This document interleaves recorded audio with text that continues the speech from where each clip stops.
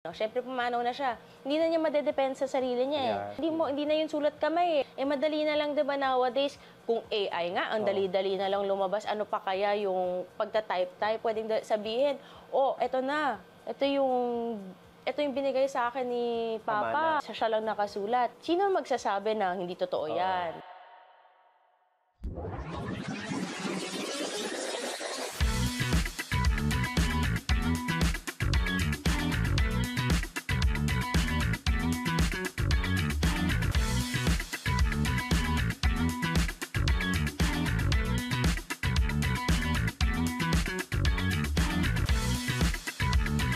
Got questions? Ask me.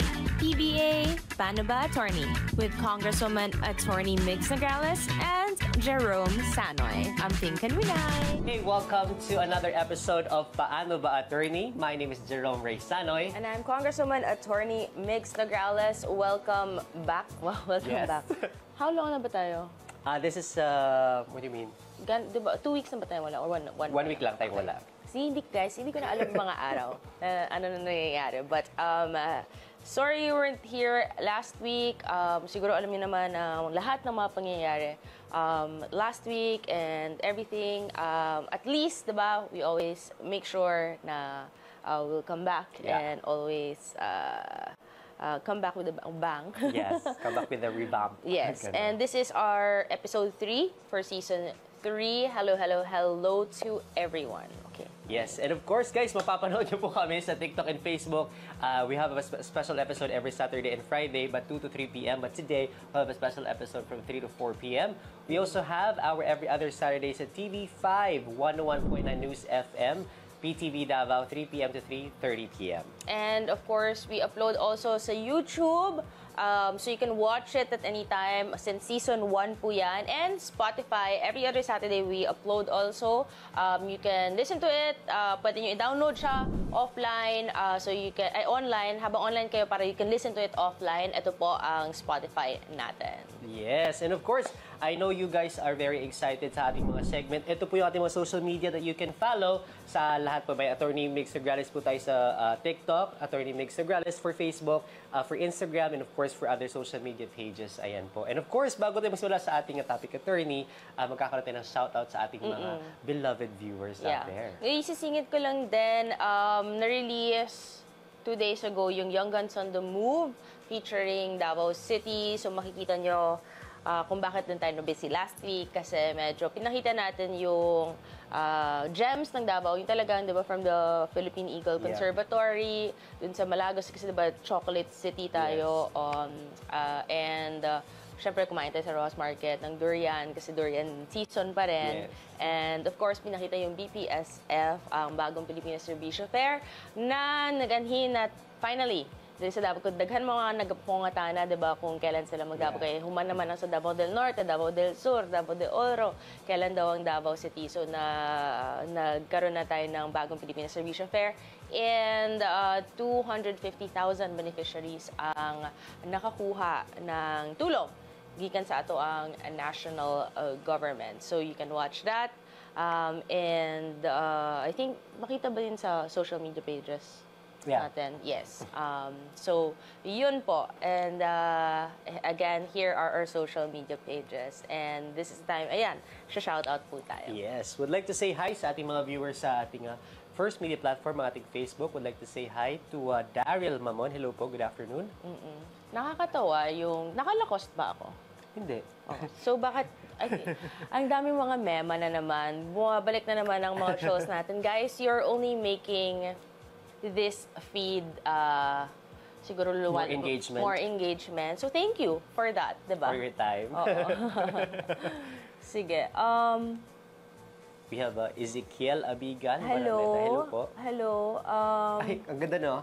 From Sai Towers. Hi, Attorney from Mati, maging Chino kawan. Ay, nako, meron tayong fan from Mati. Hello. Si Kong Chino na sa Mati ngayon. May ganap din si Kong. Yes. Hello kay William M. Santos. And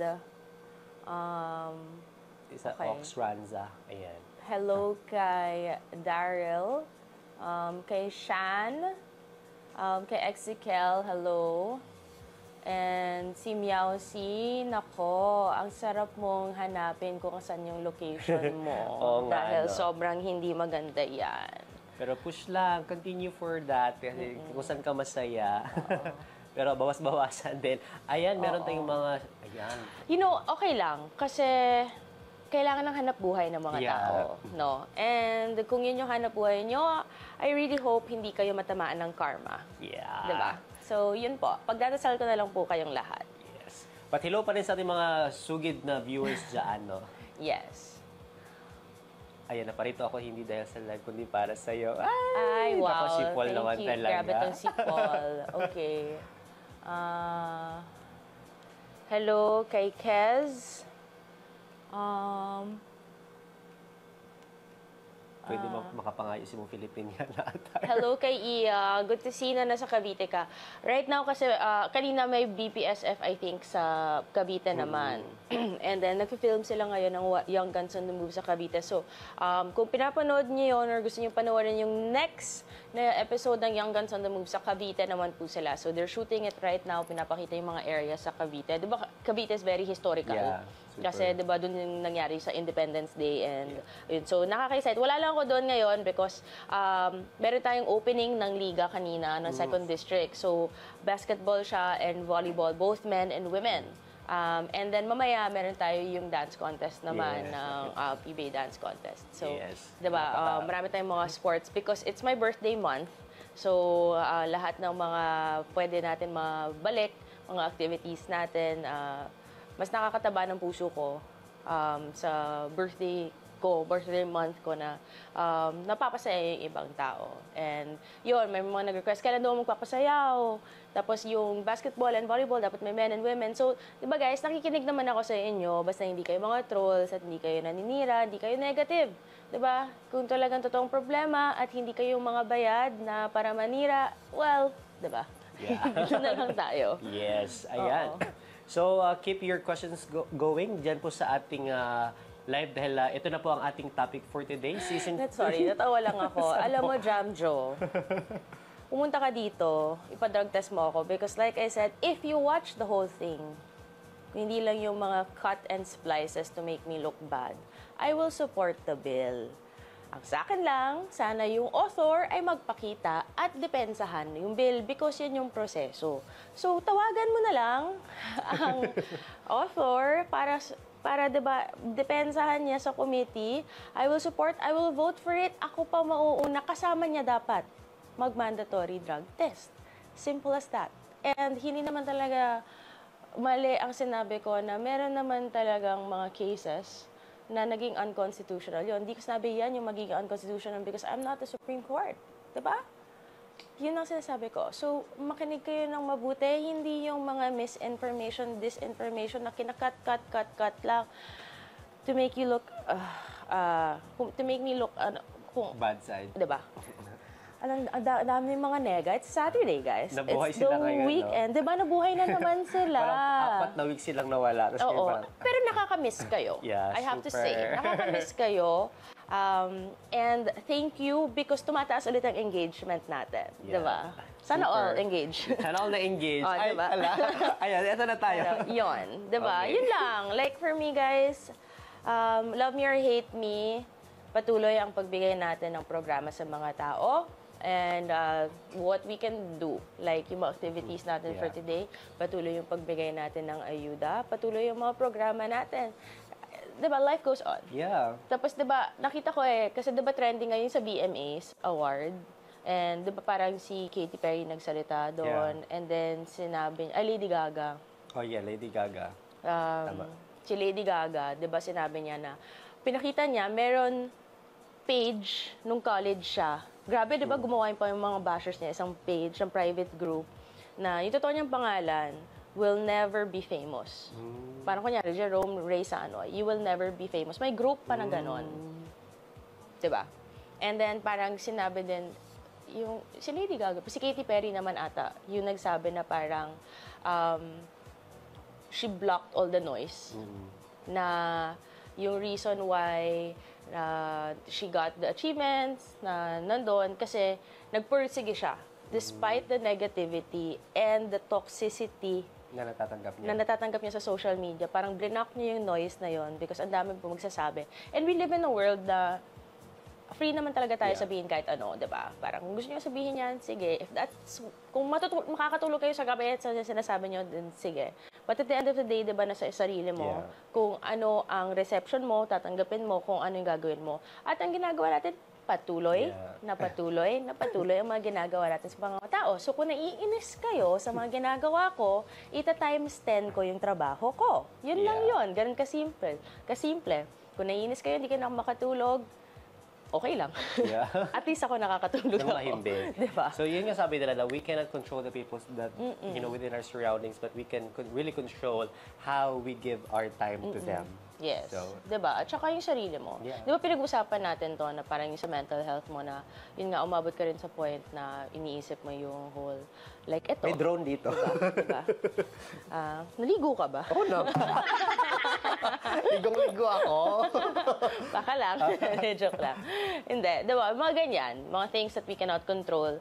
Tapos, gagawin mo na lang siyang positive. Diba? You make it all. And diba? Like ikaw, may makakuha ka rin na nagbabash sa'yo, mga negativity. Diba? Parang, meron din na magsasabi sa'yo nung before, yung una, nag-host ka ng host. And then now, diba? Ang dami mo ng mga nakukuhang gigs. Yeah. And halos punong-puno ka na. So, ganun lang yun, diba? Just life goes on, people move on, and depende sa inyo, sa mga nanonood din dito, yung mga nabubuli, binubuli, di ba? Always lang talagang remember, ang pinganong charot. Hindi. Always lang talaga remember na depende sa iyo kung paano mo tatanggapin at anong gagawin mo. Yeah. Di ba? Kung magiging masama kang tao dahil masama yung mga tao around you, then anong pinagkaiba mo sa kanila? 'Di ba? Pero kung kukunin mo 'yan at gagawin mo siyang positive at mas makakatulong ka ng ibang tao, then bahala silang magsalita at kung anong sabihin nila. Basta nakakatulog ka sa gabi, magdasal kayo, you have good support, you have family, you have friends, you have a good co-host, 'di ba? And yun lang, 'di ba? Everything will flow smoothly kapag ganun eh. At saka lahat naman totoo lumalabas. Yeah. Lahat naman ng kasamaan eventually nahuhuli. Diba? So, yun na lang po, diba? Anyway. Alright, let's go on and discuss our topic for the Season 3, Episode 3. Ang topic po natin ay paghati-hati ng ari-arian sa pagkamatay or separation. Ang dami kasi nagtatanong dito, ano mangyayari kapag na pumanaw na isang tao. And always, diba, we did this already Season 1, Season 2, we're doing it again ngayon sa Season 3 kasi marami nagtatanong kung ano ba yung mga proseso, sino ba ang nakakakuha ng pamana. Yun. So, pamana talaga to. Yeah. Alright, the first question is, Attorney, ano ba ang mga legal na hakbang upang maipamahagi ang mga ari-arian sa isang pumanaw na walang testament? Ayun, yung testament, yung alam natin, tawag natin will, 'di ba? Last will and testament 'yan, 'di ba? Yun yung gusto kasi ng taong pumanaw na at ano yung testament, yung mga papamigayin niya. Okay. So ito yung mga nakikita natin sa teleserye, 'di ba? Yung usually babasahin 'yan, pero yun sa mga dato. Usually. May basa-basa. Oo. Uunahan ko na sa Pilipinas, may proseso kasi itong paggagawa ng will, last will and testament. As in, pag ginawa siya, dapat either handwritten siya or nakatype siya, yung sa mga kontrata. Tapos, meron siyang signature sa bawat page, kung saan page, nakanumero. Ang dami-daming rules dito. So, talagang kailangan ng abogado dun sa last will. Or, kung handwritten siya, talagang sinulat kamay lahat. Lahat. As in, walang kahit kung ano-ano. Oo. Pero, ito, kung walang testament naman, meaning kung walang last will, hindi siya nagsulat, na bigla siyang pumanaw, tapos hindi nyo alam anong gagawin sa ari-arian. Meron tayong tinatawag na yung extrajudicial settlement. Kung may mga naiwan na anak and asawa. The heirs. Oo, yung heirs. Kasi sila yung tinatawag na compulsory heirs. Sila yung mga talagang automatic na mamana, na tagapagmana. And pag dito, yun yung pinakauna, extrajudicial settlement, sabihin na, okay, pinagkasundoon po namin lahat na itong mga properties na to mapupunta dito sa kanya. Kailangan kasi magkasunduan kayo, 'di ba? Pagkasunduan niyo lahat. Kasi kung hindi, dito nag-aaway-away. Dito na naman sa mga teleserye nag-aaway-away na sa kanya daw to, sa kanya daw niya. Kasi kung hindi niyo pag-usapan 'yan, hindi nakasulat 'yan sa papel. Pagdating sa panahon na biglang may magsabing, hindi, binigay to sa akin ng tatay ko, na kapatid ng diba, yung mga ganon. Pag hindi nyo na na-prove, lalo-lalo na walang documentary evidence, no, ay doon tayo magkakagulo. Yeah. Na doon nagkakaproblema. So talagang pinaka dapat gawin yung extrajudicial settlement. So minsan, mahal kasi talaga to kasi pupunta ka sa korte pa, 'di ba? Kailangan mo pa ipanotarize to and all. Pero kahit na ganito, siguro kuha na lang kayo ng abogadong kaibigan nyo para mas mababa yung presyo, no, ng fees. Pero kailangan talaga to kasi ayaw nyo magka-problema mamaya yung mga grandchildren nyo. Oo, pag ganyan ng ganyan. Kasi 'di ba minsan mga kwento na, alam mo, dapat sa akin to, sinabi ng lolo mo, ganyan. Tapos, yon. So, mas maganda talaga na nandun sa nakasulat po lahat. Ayun. Next question. Attorney, paano ba naiiba ang probate process para sa mga testamento at in-state succession? Okay. Itong tinatawag natin probate, no, napaka-technical na mga words. Ang dami mga kasi nagtatanong, which gets ko naman, yung mga nagtatanong na to, kasi ano tong probate, diba, ganyan. So, yung probate proceedings po talaga yung tawag niyan pag may last will and testament. Kasi titingnan nga, diba, sinabi ko earlier, kung may last will and testament, may certain way na dapat sulatin siya kung may signature, may ilang tao. Kasi titingnan na paggawa ng will, ng last will and testament, ng pumanaw, no? Siyempre, pumanaw na siya. Hindi na niya madedepend sa sarili niya, eh. Madali na lang, diba, nowadays, kung AI nga, ang dali-dali na lang lumabas, ano pa kaya yung pagta-type, diba? Hindi na yung sulat kamay, eh. Lahat kasi, diba, naka-type. Pwedeng sabihin, eto na. Ito yung binigay sa akin ni Papa, na eto, siya lang nakasulat. Eh, kung siya lang, sino magsasabi na hindi totoo yan, diba? Of course, diba, may trust naman dapat. Pero, hindi, minsan may mga hindi natin alam. Yeah. 'Di ba? Kaya linagay ng batas natin sa atong balaod na certain provisions like dalawang witness nandyan, nakasign in every page, nakasulat ang numero like 1, 2, 3 every page, dun sa notary. As in, ganon. Ayoko na mag-technicalities. Pero ang probate proceedings, titingnan niya muna kung sa panahon na yon, dahil nga may mga witnesses, alam na nagsusulat, yung pumanaw, ang sinasabi niya, ang sinusulat niya. Capable. Oo, sound mind ang tawag doon. And ang second is yung validity. Yun nga, yung kung tama lahat ng nakasulat sa atong balaod, no? Sa mga ganyan. And kung tama, yung mga pagbahin-bahin niya sa properties. Kasi may mga pagbahin-bahin sa properties na naay katong mandatory na ay katong pwede niya mahatag kung kang kinsa. Okay. So, may ganun ng mga complications, 'di ba? So, yun yung probate. Kaya titingnan muna. So, kung biglang sinabi ng korte, ay parang hindi siya nasa tamang pag-iisip noon. Kasi, di ba, kunya 95, 100, tapos nasa hospital na siya yung ginawa noon, tapos walang makaprove. Diba, na talagang alam niya, sinasabi niya at lahat, ay pwedeng magsabi na hindi valid yung will. Kung hindi valid yung will, mangyayari dito yung walang will. Yeah. Ito na yung ano. And then dito napapasok ang extrajudicial settlement dapat pag walang will. Or yung sa law natin, sa civil code, talagang sinasabi doon kung ano yung pagbabahin-bahin. Yeah. So, kunwari may isang anak, may isang asawa, one half yan. Or dalawang anak, yung one half dun sa asawa, yung anak. So, complicated siya. Marami mga ganun. Yeah. So, pagdating talaga dito, kailangan mo ng abogado. Kung maraming properties, yeah. di ba? Kung mayaman. Kung mayaman, oo. Kasi minsan sa teleserye, yung mga anak medyo ano din medyo wise. Dad, pirmahan mo na lang to, di ba? Katulad nagkahagulhol na yung anak. Oo, may mga tatay. ganon, 'di ba? Sa mga teleserye. And then, minsan din, meron akong mga nakakausap sa mga legal aid natin na yun na, yung problema is, nagpasign nga daw yung kapatid dun sa tatay bago, yung mga ganon. Pumanaw. So, kahit hindi ganon ka dato, meron din nangyayari na ganon na sa mga properties na gusto nila. Kasi kahit konti, 'di ba? Ano pa rin 'yan eh, property Yeah. pa rin 'yan eh, no? May Pag-aari, value pa rin. oo. So, ano ko nastudihan ko yung in-state succession. Correct me if I'm wrong. Yeah. This in-state succession will come into play if in any case yung pumana ay walang naisulat na will testament. Diba? Ayun.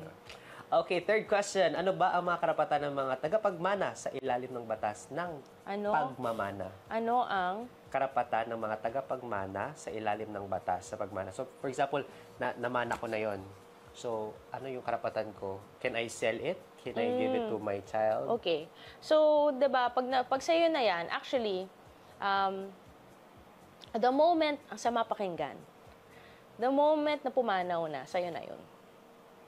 So, kanya nandun ka sa will, pumanaw na. As in, the second, sa'yo na 'yon. Pero, before yun sa'yo, because may mga complications na iba. Pagbabayad ng buwis, di ba? Yung tax.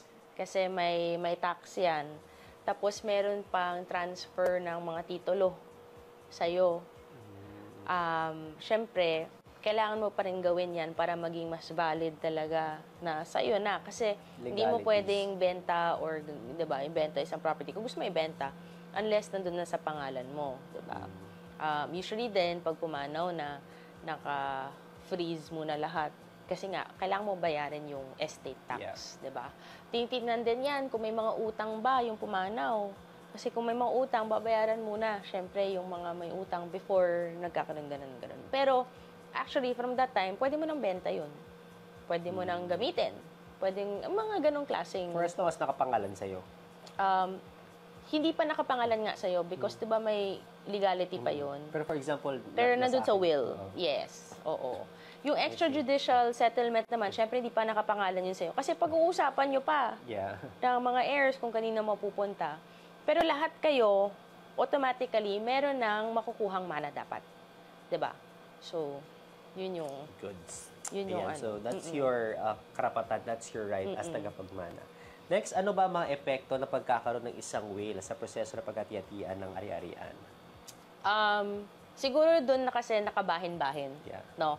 Malatag Sasabihin kung ano pala yung meron sa kanya, yung hindi mo alam, may mga bank account pala, meron pala siyang estado dito, mga estate dito, ganyan-ganyan, 'di ba? Kung dato, 'di ba? Or malay natin, 'di ba, meron palang mga binili dito, mga ganyan. Mga lands. Oo. So, yung mga ganyan, mas makikita mo kasi naka-breakdown.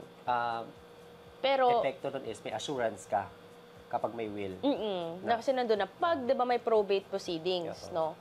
Pero yun nga, balikan natin yung, may certain property lang. So, okay, yung naririnig natin, nakikita natin sa teleserye, di ba, sinasabi, 100% ng aking properties ibibigay ko sa isang anak ko. Ganyan. Una, kung hindi ka disinherited, may right ka to a share. Diba? So, yung mga pinapanood, kaya ito yung masasabi ko, mga movies, hindi talaga accurate yan. So, hindi talaga pa din because meron tayo sa balaod na to na pagbahin-bahin. So, kunyari property, 1/2 lang yan, or kung ano man matira, tinatawag na free estate, ang pwedeng ibigay kang kinsa, kahit kanino. So, part of that, dapat sa asawa, kung buhi pa ang asawa, or sa mga anak, divided by yun. Meron pang mga illegitimate children, anak sa labas, makakakuha pa siya ng one half ng share ng illegitimate child. Sila, yun yung mga compulsory heirs, dapat meron sila talagang makuha. The only time na hindi sila makakakuha kung disinherit. Ang disinheritance dapat nilalagay sa will din yun. So, kung wala, edi yun, pwede kayong magkaroon. Diba? So, yun yung mga kaguluhan. Huwag kayong makikinig ng talaga sa teleserye kasi too much drama yan, guys. Diba? Too much drama Ako yan. yung nag-alaga ng aking mama. Ako ang magmamayari ng bahay. Pero sa atong bansa lang niha. Oo. Kasi sa ibang bansa, like, di ba, like sa France, meron nga yung aso. Di ba, na nakakuha siya. Meron nga, pwede yung ano na, kahit deads na tao, pwede mag-inherit na hindi ko alam kung paano. As in, ganon, di ba? Sa atin, ganon. Different culture, different rights. Batas. What is batas in English? Law. Law. Wala ako. Ayan, next question. Paano ba pinoprotektahan ng batas ang mga legacies o huling habilin ng isang namatay? Siguro yung sa will, no? Last will. Or paano ba? Let's say, for example, pumanaw yung isang mayaman. Marami siyang property. Wala na siyang heirs. Hold ba yun ng isang... Yun yung problema, no? Saan mapupunta? So, kung hindi heirs, mapunta sa mga kapatid. Kasi compulsory heirs yung sa anak at asawa or grandkids. So, kung wala talagang anak, di sa asawa. Kung walang anak at saka asawa, may mga kapatid naman siya. Sa mga kapatid, ay sa mga nanay-tatay muna. Tapos kung wala rin na nanay-tatay, sa mga kapatid. Kung wala na yung mga kapatid, pupunta sa state, meaning sa gobyerno. And what will the government do with the property? I'm just interested about it. Parang, depende ata sa kanila. Or Hindi ko pa na-encounter yon. Parang yung ending lang dun sa pag-inaral ko, it will go to the state. So, siguro, kung magiging property na siya ng state. Actually, correct me na lang if I'm wrong, ha? Yung mga, kung sino naka-encounter na dito, alam ko yung ending lang sa state, pero never ko pa na-encounter yung, yung ano nga gagawin ng gobyerno after. Oo. Kasi ang alam ko kapag merong mga, ano nga sa S-sheet? Hindi, for example, yung magagarang sasakyan, di ba? Kung hindi siya parang lawfully purchased, the government would took it. Oo. And then kasi hindi naman kasi yun lawful na pag-purchase mo, lalo na pag dumaan sa customs. Tama, no? Pero kasi confiscate nila yun kasi hindi ka nagbayad ng tamang buwis. Siyempre, mapunta sa gobyerno yun, tapos depende na lang, either bebenta na nila yun. Tapos, or diba? Pero for the property, mag-aaral ako, guys, kung anong... Hindi, kasi yun kasi, legitimate yun eh. Yeah. Wala lang hindi na napunta sa iba. So, babalik yun sa gobyerno. Kasi, di ba, sa una, every property is owned by the state. Pero, di ba, kaya nga nila binibigyan, okay, private na to, public to, for public use, for private use, for agricultural use. Kasi nga, yung gobyerno yung magsasabi kung anong klaseng mga properties ang pwedeng maging private or public. That's it. Ganon. So, babalik na yun. Hindi ko alam kung magiging public na siya or bebenta nila. Hindi ko na alam. Ganon. So, we hope for the best for that. So, that's an interesting question, no?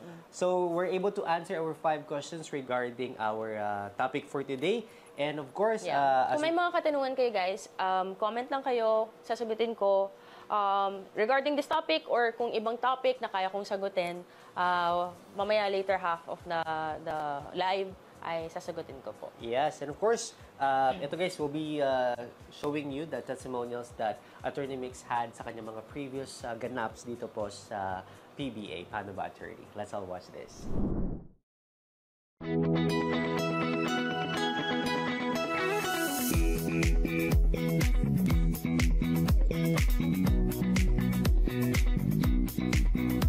Ako si Charlie Notarte, ako sa ka-beneficiary sa Tupad, Dole. Daghang kayong salamat sa PBA Party List, pati kang Attorney Mix Nograles. Ako si Desiderio Bacos, taga-barangay Magtuod, isa ka beneficiary sa AKAP. Daghang salamat, Attorney Mix Nograles, daghang salamat. Ako si Babos Nikdaw, isa ka beneficiary sa AKAP, ug daghang salamat kay Attorney Mix Nograles nagikan sa PBA Party List. Dako kayo po salamat sa PBA Party List. Dako kayo po salamat. Salamat. Ako kayo po pasalamat. Ako kayo po pasalamat. Daghan kayo salamat. Daghang salamat. Daghan kayo salamat. Pasalamat po ko, Attorney Mix. Daghang salamat. Salamat po sa PBA Party List. Daghang salamat, Attorney. Salamat kayo, Attorney Mix. Daghang salamat. Daghang salamat. Salamat. Salamat. Salamat kayo. Daghan salamat. Daghang salamat. Salamat kayo sa tanan. Got questions? Ask me. PBA, Paano Ba Attorney? Amping Kanwinay. So, yun yung mga pipila ka beneficiaries na nakakuha ng tulong galing sa atin, sa PBA party list. Before that, I think nakita yung mga list ng beneficiaries for the week. Yeah, for the week. For the week or ano, hindi ko na alam. Guys, hindi ko na actually mamalaya yung mga araw. Minsan parang tinitingnan ko lang yung schedule, tapos bangon lang ko, tapos parang ko, okay. But syempre, it's because of you guys na nagaganahan naman ako.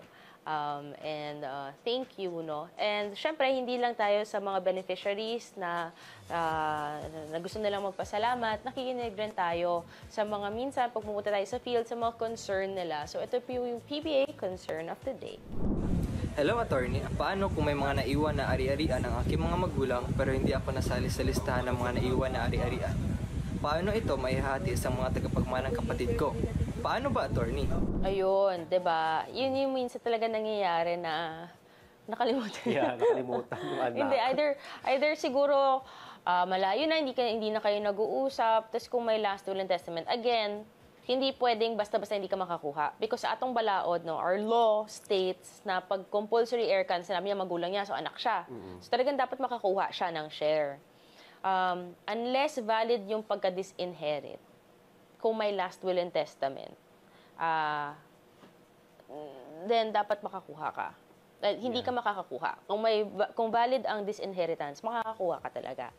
Pero kung hindi, dapat makakakuha ka. Kung walang last will and testament, dapat talaga mas makakuha ka ng mana, ng share sa mana. Kasi, usually ganito yon, no? Isang anak, isang asawa, half-half yan sa matitira. No? Dalawang anak, isang asawa matira, half nun sa asawa, yung isang half, paghahatiin ng dalawang anak. May mga iba't ibang mga ano to eh. Tapos minsan may mga natira pa yung auntie, tito, yung mga ganon. So nasa balaod na to, nasa law natin yung paano yung mga paghati-hati kung walang last will and testament. Kung may last will and testament, yung porsyento ng naiwan na mana na estate niya, mapupunta dun sa compulsory heirs. The rest, pwede niyang bigay kahit kanino, kahit sa kapitbahay niya, kahit sa ano. Pero hindi pwede sa mga kabit. I see. Kasi, pag binigay mo ang isang share, gusto ko lang sabihin na hindi lang pwede basta-basta kayo ang gumawa ng last will and testament. Kapag for bad things, like kabit, no, bawal po yun. Hindi po sila makakatanggap. Hindi nila matatanggap yun. So, ito, sa situation mo, since dapat makakuha ka, ang mangyayari dito, pwede kang, di ba may probate proceedings, pwede kang pumunta doon sabihin, anak po ako, prove nyo anak po kayo, at dapat makakuha kayo ng share doon. I have a question. So if there's like a will testament na, and question is, can we alter the will? Hindi mo ma-alter yung will, pero yung korte, pwede nilang sabihin, kulang to, dapat may naiwan na, di ba may compulsory nga na heirs. May certain properties na kulang. Kaya ng korte, ang korte lang ang pwedeng magsabi, okay, kulang ang ang mana nitong isang anak. Kukunin niya doon sa pinamigay sa iba. Mga ganun. Depende na yung court yan kasi sila naman talaga expert dapat talaga dyan. Yeah. Bitaw, no? Kasi naalala ko yung sa pamana ni Dolphy, yung parang nasa isang anak halos lahat. Oo, bawal yun, di ba? Oo, pero yung ginawa ng kapatid, hinati niya sa kapatid niya. So, that's yun, the time. so parang voluntary na lang niya ginawa. Pero yung court na naman nagsabi, di ba, na parang, dapat ganito. Yung hatian. Oo. So, pero willing naman din yung isang kapatid. Oo. Siyempre, wala kang magagawa pag sinabi ng court yun, di ba? But, yun yung gagawin. Kaya nga, may mga probate proceedings because doon papasok ang mga ganitong aspeto. Yeah. So, sa lahat na may maraming ari-arian sa kanilang mga pamilya, starting today, you can jot down your will and your properties na pwede niyong paghati-hatian sa inyong mga spouses and mga anak. Meron din yung habang buhay pa, meron silang ginagawang will. Oh. So, pwede yun, nabuhay po kayo, tapos gumawa kayo ng last will and testament, i-probate proceedings nyo na. Para din yung mga sigurista. Meaning, alam na ng anak kung anong matatanggap nila? Parang ganon. Pero syempre, hindi yun magiging valid hanggang sa pumanaw ka. Yun lang diba? yun. Ayun lang naman na parang ayaw mo lang na parang, sige, kailan po itong mamamatay? Hindi naman tayo pwedeng ganon, diba? But pwede din yun. Ang pangit, ano, it will only be valid kapag mamatay ka na. Oo. Hindi mo kailangan isulat yan. Kasi yun talaga. Yun talaga nakasulat sa batas natin. Hindi mo pwedeng pamigay yun early. Kasi pag binamigay mo yun early, tawag doon donation.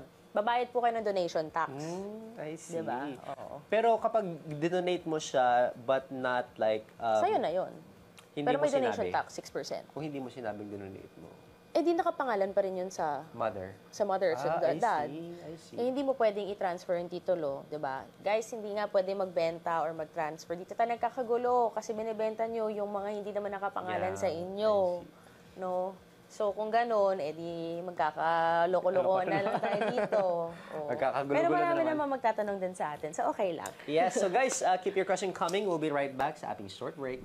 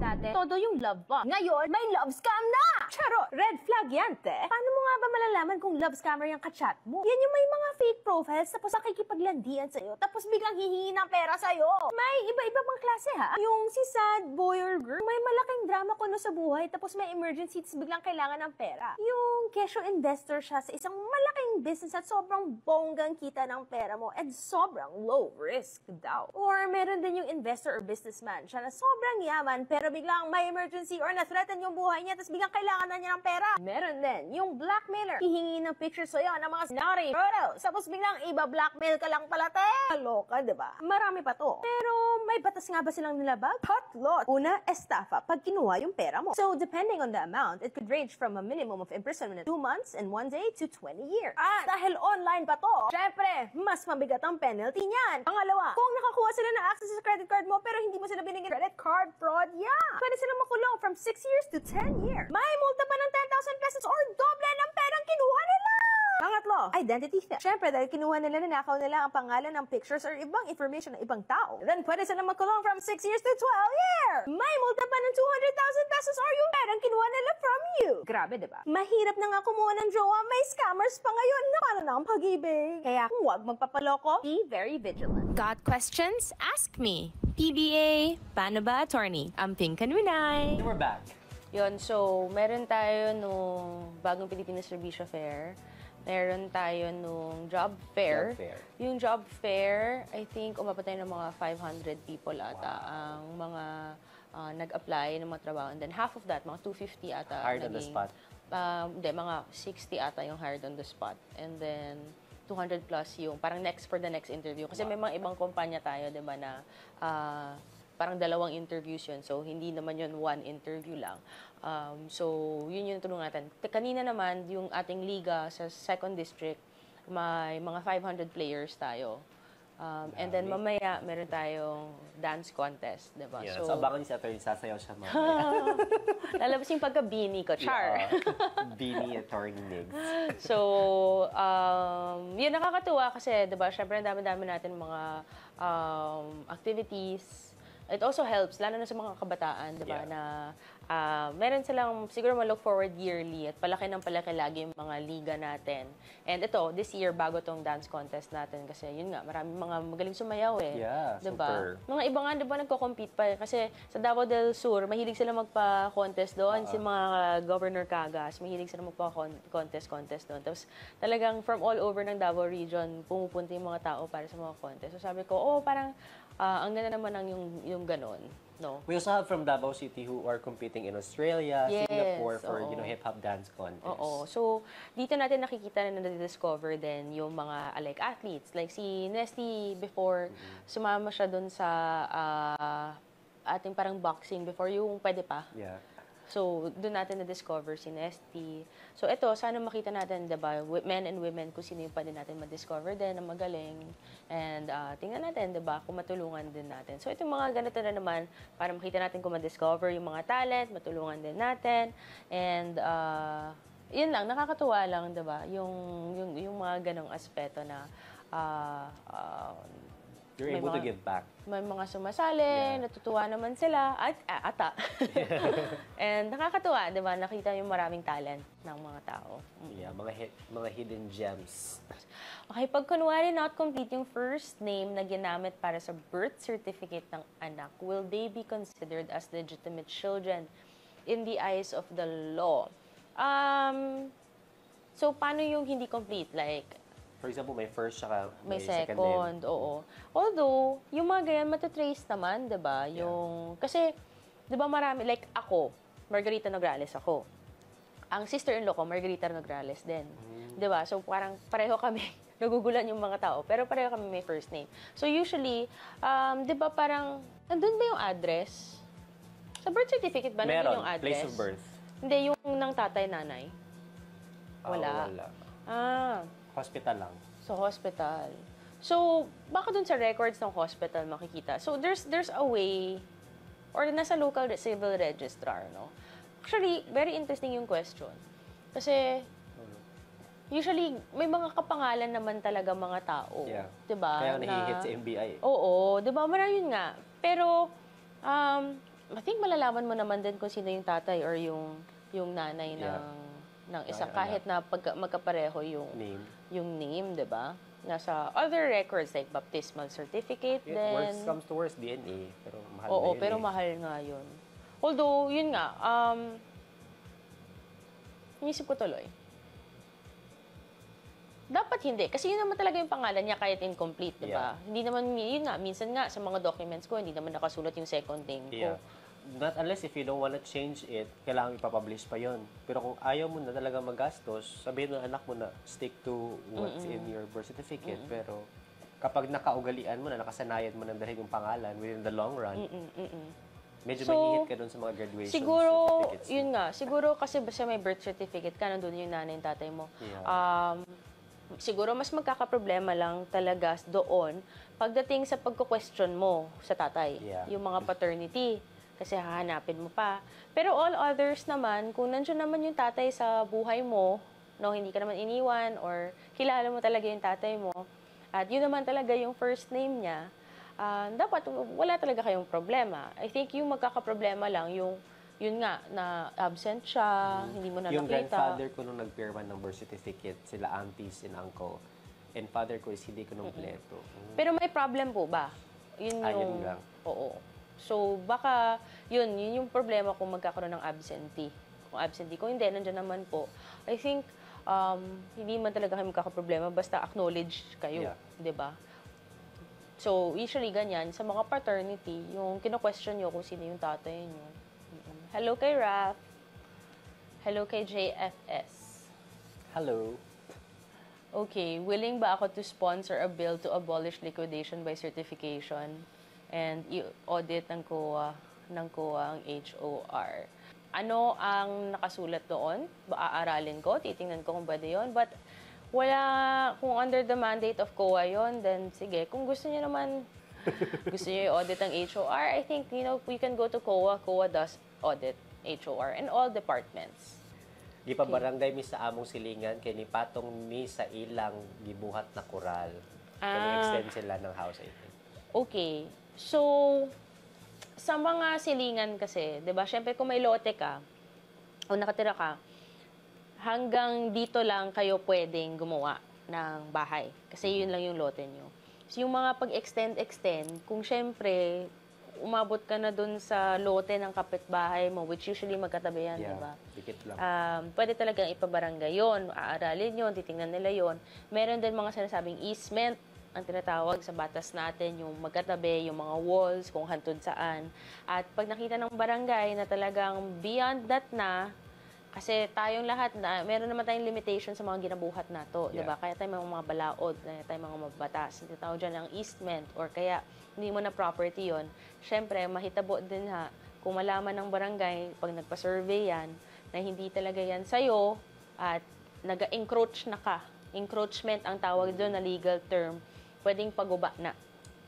Yeah. So, tama lang actually yung ginawa ng kapitbahay mo. Yeah. Na hindi siya yung nagmismong.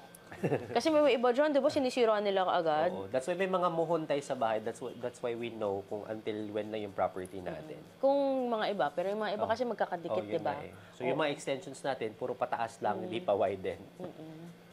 Attorney, magkakasala ba ako kung pakasalan kita?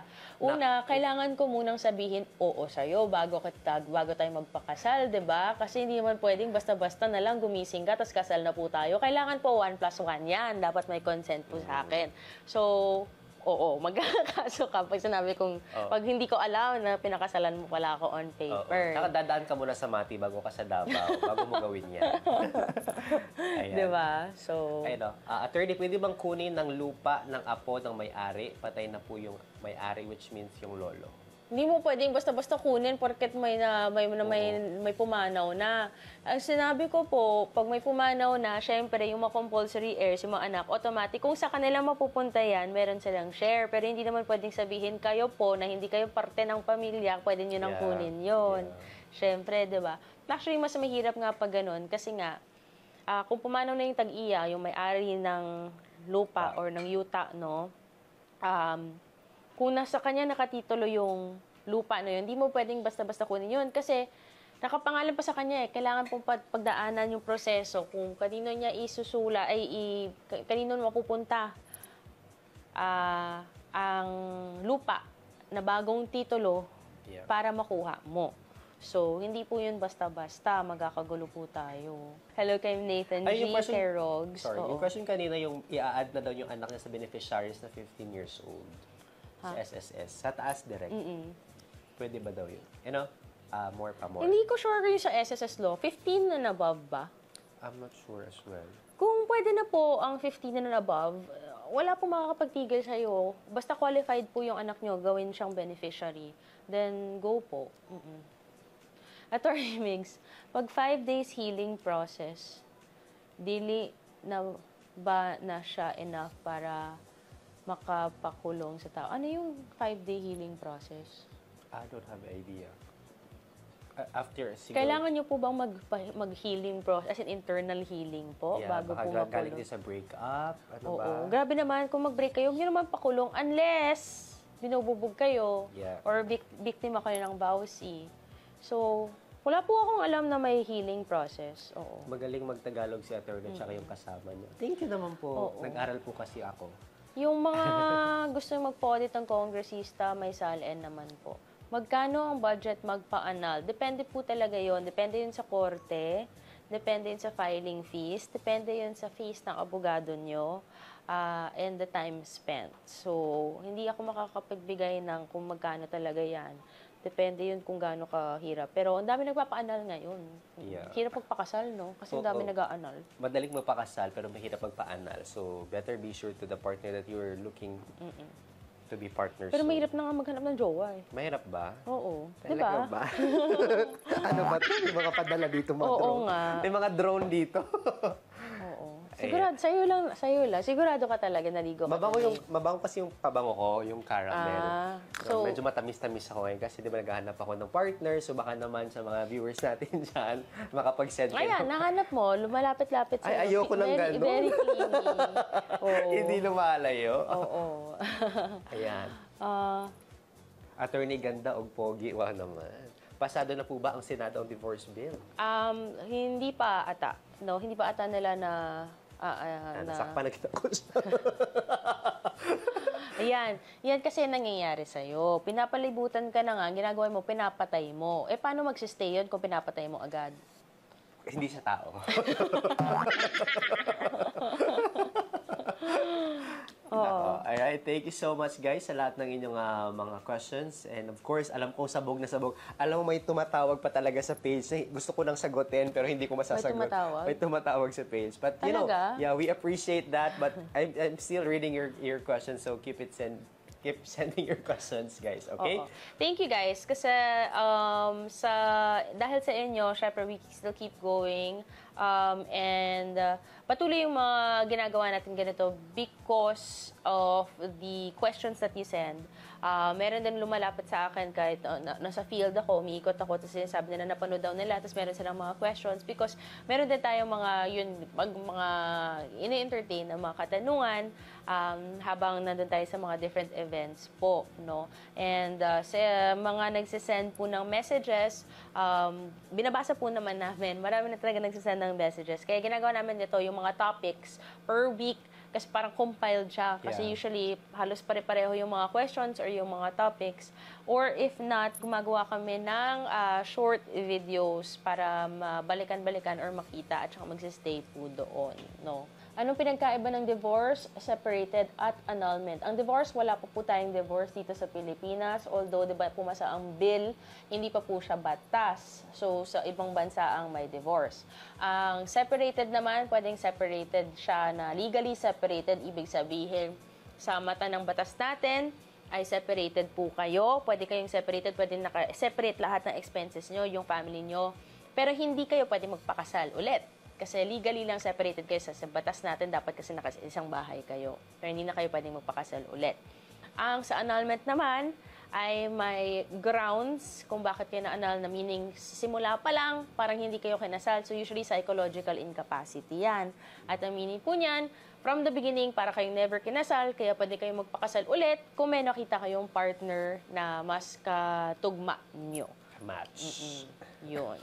Kaya natin hahanap ang ating kamatch sa ating life. Kaya naman, eto na guys, maraming salamat. Thank you for keeping the company. I know you guys ay naglalaba, having your family... naglalaba lang talaga. Pwede naman nagluluto. Pwede naman... Naglilinis. Naglalaro. Ang dami naman, masyado ka namang So sa mama ko na naglalaba sa bahay, maraming salamat sa paglalaba ng aking mga damit. Thank you so much. And of course, thank you so much to JBS Productions and Lady Boss for making us glowing. Kahit na medyo marami tayong ganap. Thank you so much. May sakit na po si Jerome. So kung gusto niyo siyang padala ng gamot, follow niyo po siya at ibigay niya po sa inyo kung saan niyo pwedeng padala yung gamot niyo. At i-endorse niya po ang inyong pharmacy. maraming salamat guys. So thank you so much. So ano ba ating word of the day? Grateful. Grateful. Forever grateful. Maraming salamat. And of course, don't forget to follow us sa ating social media platforms. Ito po yun. At mapapanood niyo po kami on Saturday next week sa TikTok and Facebook, 2 to 3 p.m. TV5 101.9 News FM PTV Davao. Every other Saturday, 3 to 3:30 p.m. Yes, and you can follow us, subscribe sa YouTube para makita niyo yung mga bago natin mga pinopost sa YouTube, or follow us on Spotify para pwede niyo po siyang ma-download and you can listen to it offline anytime, anywhere, diba? Lahat po from season 1, nandyan po, pwede niyo pakinggan po yan. And yun, next week, actually, meron na naman tayong quad committee sa Thursday. So, kung pinapanood niyo yung teleserye na nangyayari sa Quadcom sa Congress ay next week sa Thursday po yun. And you can follow us for more updates, schedules, programs, activities, lahat na dahil hindi na po namin alam kung ano yung mga araw ngayon. Pero lahat ng mga ganap, nandyan po tayo, abtikta sa ganap, kung saan yan. And you can see it all here sa ating mga social media pages. Alright, and always remember, this is... Ito na naman tayo. This is Jerome Reyesano. And I'm Congresswoman Attorney Mig Sagrales. And always remember, Amping Kanunay. Bye, guys.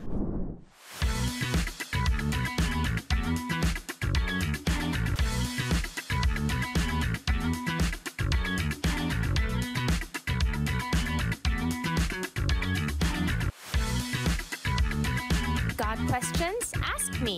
PBA Panaba Attorney with Congresswoman Attorney Mig Sagrales and Jerome Sanoy. Amping Kanunay.